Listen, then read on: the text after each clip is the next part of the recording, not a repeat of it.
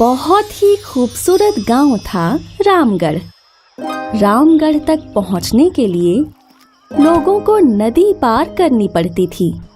इस नदी में 2 नाव थी जो लोगों को इस पार से उस पार छोड़ा करती थी। इस खूबसूरत गांव में एक हरिया नाम का किसान था। हरिया की पत्नी गर्भवती थी, लेकिन वो फिर भी हरिया के लिए खेतों तक खाना लाया करती थी। कितनी बार तुमसे कहा है कि इतना मत चला करो, लेकिन तुम हो कि मेरी बात ही नहीं मानती।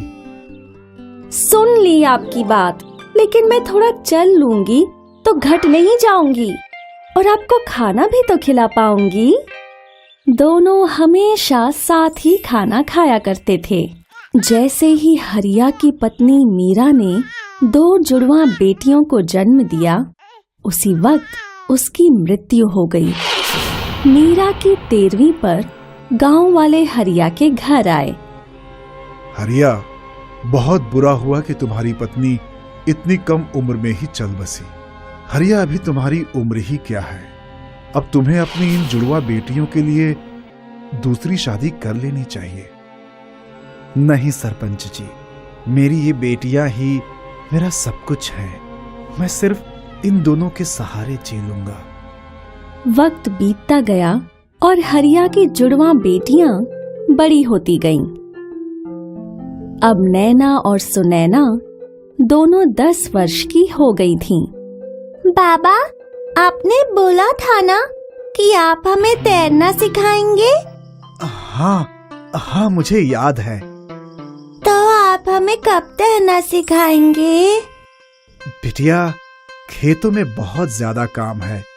मैं तुम्हें इस रविवार को तैरना सिखाऊंगा। रविवार पक्का ना? अब हाँ, पक्का। रविवार को हरिया नैना और सुनैना को लेकर नदी पर गया और वहाँ पहले हरिया पानी में उतरा। अब देखो, आराम से तुम्हें अपने पैरों और हाथों को ऐसे चलाते रहना है। गौर से देखो। नैना सुनैना ने हरिया को गौर से तैरते हुए देखा। चलो नैना, अब तुम कोशिश करो। नैना ने डरते हुए कोशिश की। पहले तो वो तैर नहीं पा रही थी, फिर उसे धीरे धीरे समझ आ गया। इसी तरह फिर सुनैना ने भी कोशिश की और जल्द ही दोनों को तैरना आ गया। फिर क्या था, नैना और सुनैना हर दिन तैरने का अभ्यास किया करती थीं। कुछ दिनों बाद हरिया सरपंच जी के पास गया। सरपंच जी, मुझे नैना और सुनैना का जन्म दाखला चाहिए। वो तो मैं दे दूंगा, लेकिन तुम जन्म दाखलों का करोगे क्या? मैं दोनों को बगल वाले गांव के स्कूल में पढ़ाना चाहता हूँ। क्या तुम लड़कियों को पढ़ाना चाहते हो? हमारे गांव की तो कोई लड़कियां पढ़ने जाती नहीं है। तुम गांव की परंपरा बिगाड़ रहे हो। कल से तो सभी लड़कियां बोलने लगेंगी कि उन्हें स्कूल जाना है। तो घर और खेतों में काम कौन करेगा? आप जो भी सोचें सरपंच जी, मैं अपनी बेटियों को पढ़ाना चाहता हूँ। आप मुझे उनका जन्म दाखला दे दीजिए। सरपंच ने कुछ किताबें निकाली और फिर हरिया को नैना और सुनैना के जन्म दाखिले दे दिए। अब नैना और सुनैना दोनों रोज नदी पार करके स्कूल जाया करती थीं। हरिया बहुत खुश था। एक दिन की बात है, नैना और सुनैना नदी पार कर रहे थे। तभी उन्होंने देखा कि दूसरी नाव में सरपंच जी अकेले आ रहे थे। अचानक नाव का संतुलन बिगड़ गया और सरपंच जी नदी में गिर गए। बचाओ मुझे! अरे कोई तो बचाओ! नैना सुनैना ने कुछ भी नहीं सोचा और वो दोनों नदी में कूद गईं। वो तैर के सरपंच जी के पास गईं। दोनों ने सरपंच जी को सहारा दिया और उन्हें नदी के किनारे ले आईं। नदी किनारे कुछ लोगों ने सरपंच जी की छाती दबाकर उनके शरीर से पानी बाहर निकाला और आखिर सरपंच जी की जान बच गई। उन्होंने नैना सुनैना को अपने पास बुलाया और कहा, तुम दोनों ने मेरी जान बचाई। तुम दोनों बहुत ही बहादुर हो। हरिया सही कहता था कि तुम दोनों के होते हुए उसे किसी बेटे की जरूरत नहीं पड़ेगी। इस कहानी से हमें ये समझ आया कि बेटियां बेटों से कम नहीं होती हैं और वो हर वो काम कर सकती हैं जो बेटे कर सकते हैं।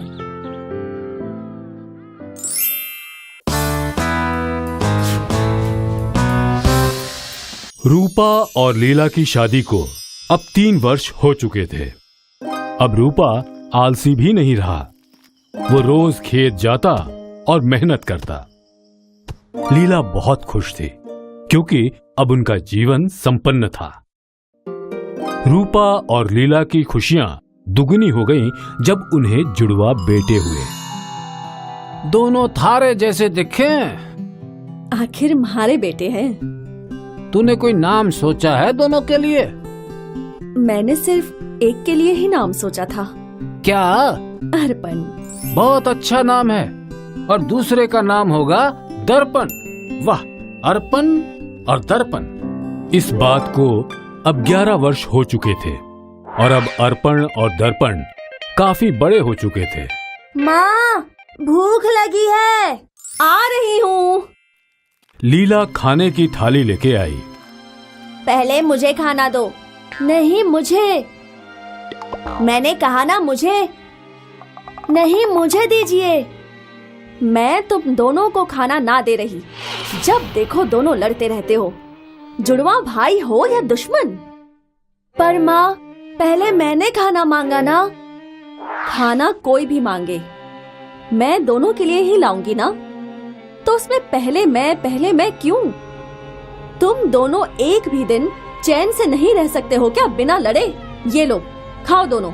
और आज अगर तुम फिर झगड़े तो दोनों को खाना ना मिलेगा, समझे? माँ की डांट सुन दोनों चुपचाप खाना खाते हैं। अब लीला रूपा के लिए खाना लेके खेत आई। क्या हुआ?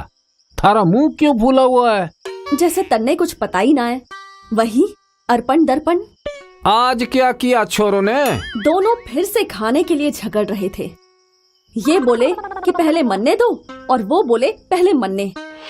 समझ नहीं आ रहा क्या होगा इन दोनों छोरों का। कोई नहीं, अभी दोनों बच्चे हैं, जल्दी समझ जाएंगे। समझ जाए तो अच्छा है। कल से उन दोनों को खेत भेज दो, या मेरी मदद भी हो जाएगी और दोनों दिन भर साथ काम करेंगे तो दोनों झगड़ा नहीं करेंगे। हाँ, ये अच्छी तरकीब है। और अगले दिन रूपा रोज की तरह खेत के लिए निकल गया। बेटा अर्पण, बेटा दर्पण। हाँ माँ, बोलिए माँ। आज से तुम दोनों बाबा के खेत में जाओगे और उनकी मदद करोगे। लेकिन माँ, अभी तो मेरी खेलने कूदने की उम्र है। थोड़ा काम कर लोगे तो कुछ घिस नहीं जाओगे और बाकी का वक्त खेल कूद करते रहना। और सुनो, इसके बाद कोई बहस नहीं होगी। दोनों आज से बाबा की मदद करने खेत में जाओगे। अर्पण दर्पण ने चुपचाप अपना खाना खत्म किया और खेत की ओर निकल पड़े। दोनों खेत पहुंचे। तो आ गए मारे राज दुलारे हैं? बाबा, क्या करना है हमको? आज हमें बैल के पैरों में नाल ठोकनी है। लेकिन क्यों? नाल बैलों के जूतों की तरह होती है, जिससे वो खेत में अच्छे से चल सके। नाल ठोकने पर बैल को दर्द नहीं होता क्या? होता है, बहुत दर्द होता है। और बैल दर्द के मारे लात भी मारता है। अरे बाप रे! मैं अकेले ये नहीं कर पाऊंगा, इसलिए मैंने तुम दोनों को यहाँ बुलाया है। बाबा, हमने कभी बैल को नहीं पकड़ा है। इतना डरो मत, आसान है। पहले हम पुरानी नाल निकालेंगे। अर्पण, तुम बैल के सींग पकड़ो और दर्पण, तुम पैर पकड़ो। दोनों भाई बैल को पकड़े हुए थे और रूपा ने पकड़ से पुरानी नाल खींची। बैल थोड़ा छटपटाया पर फिर वो शांत हो गया। देखा, आसान था ना? हाँ, अब क्या करें बाबा? अब हम नई नाल लगाएंगे तो तुम दोनों बैल के सींग पकड़ो। इस बार वो ज्यादा छटपटाएगा। दर्पण उठकर सिंह के पास चला गया। अब ध्यान से मजबूती से पकड़ो दोनों। हाँ, रूपा ने नई नाल ली और एक हथौड़ा लिया। उसने नाल लगाना शुरू किया और बैल छटपटाया। दर्पण, मजबूती से पकड़। मैंने पकड़ा है, तू अपना देख। हाँ, कितनी मजबूती से पकड़ा है तूने, वो तो दिख रहा है मुझे। अच्छा, तो आकर खुद ही पकड़ ले। हाँ, मैं अकेला बैल पकड़ सकता हूँ। दोनों ने फिर से लड़ना शुरू कर दिया और इस चक्कर में बैल जोर से छटपटाया और उसने रूपा को लात मारी। अरे रे रे रे, मर गया रे, हाय ओ। बाबा, बाबा! तुम दोनों की लड़ाई में चोट मुझे लगी। दोनों भाइयों ने अपने पिताजी को सहारा दिया और उन्हें घर ले आए। क्या हुआ तन्ने? बैल ने लात मार दी। लात मारी? पर क्यों? नाल बदल रहा था तो ये दोनों ने सींग पकड़ी हुई थी। दोनों लड़ने लगे। मेरा ध्यान भटका और बैल जोर से छटपटाया और उसकी लात मुझे लग गई। ये दोनों कुछ अच्छा ना कर सके हैं। पहली बार खेत गए और तुम्हें बैल से लात पड़वा दी। आज तो मैं इन दोनों की अच्छी खबर लूंगी। लीला ने पास रखी हुई एक छड़ी उठाई और दोनों पे बरस पड़ी। माफ कर दो माँ। माफ कर दो।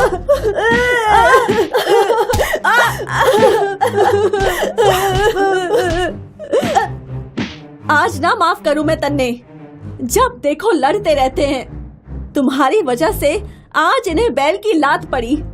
तुम दोनों को तो सजा मिलनी ही चाहिए। ओए बस कर, कितना मारेगी? तुम दोनों भीतर जाओ। दोनों भीतर के कमरे में चले गए।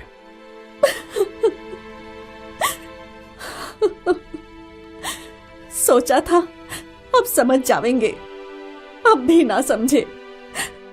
क्या करें हम इनका? रो कह रही है पगली? दोनों एक दूसरे के भाई हैं, अब इन्हें समझाना ही पड़ेगा। पर कैसे? रूपा को कुछ तरकीब सूझी और उसकी आंखों में चमक आ गई। लीला, एक काम कर, बहुत सारी लकड़ियों की एक गठरी बना और उसे रस्सी से बांधकर यहाँ ले आ। पर क्यों? तू ला तो। लीला घर के बाहर गई और कुछ ही देर में एक लकड़ी की गठरी के साथ वापस लौटी। ये लो तुम्हारी लकड़ियों की गठरी। अब मेरे राज दुलारों को बुलाओ। दुलारे नहीं, कपूत हैं दोनों। अर्पण, दर्पण! हाँ माँ, बाबा बुला रहे हैं। दोनों यहाँ आओ। वो लकड़ी का गट्ठर दिख रहा है ना?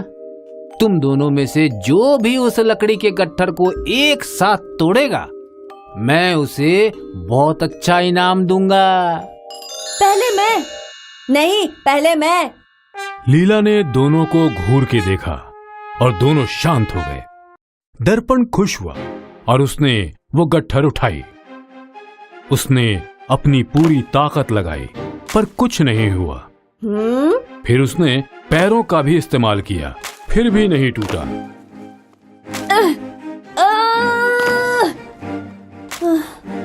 नहीं टूट रहा बाबा, ये बहुत सख्त है। अब अर्पण आगे आया गट्ठर तोड़ने। उसने अपनी पूरी ताकत लगाई। उसने घुटने से तोड़ने की कोशिश की।